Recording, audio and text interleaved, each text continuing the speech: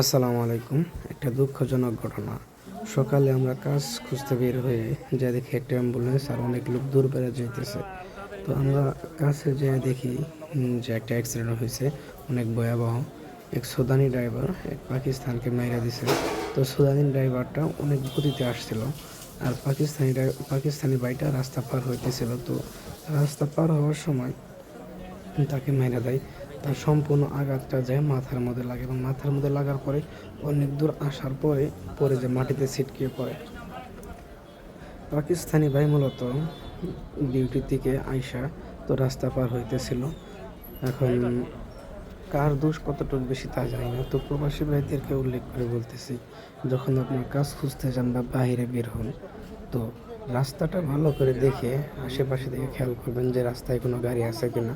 তো কখনো তাড়াহুড়া করবেন না। তাড়াহুড়া করলে দেখেন একটা দুর্ঘটনা সারা জীবনের কারণ। যেভাবে অ্যাক্সিডেন্টটা হয়েছে মনে হয় না উনি বাঁচব, কারণ পুরো সম্পূর্ণ আঘাতটাই মাথার মধ্যে খাইছে। মাথার মধ্যে খাওয়ার কারণ দেখতেছি যে আপনার রাস্তায় অনেক ব্লাড বয়ে রয়েছে। সবারই ফ্যামিলি আছে, তো ফ্যামিলির কথা উল্লেখ করে আমরা রাস্তা পারাপারের সময় কখনো তাড়াহুড়া করবো না। এদিক সেদিক তাকিয়ে পরে আমরা রাস্তা পারাপার করবো, কারণ একটা দুর্ঘটনা সারা জীবনের কান্না। দেখেন ওই যে সুদানি বাইকটা অ্যাক্সিডেন্ট করছে ওনার গাড়ি, আর যে পাকিস্তানি বাইক অ্যাক্সিডেন্ট করছে ওনার অবস্থা খুবই সিরিয়াস।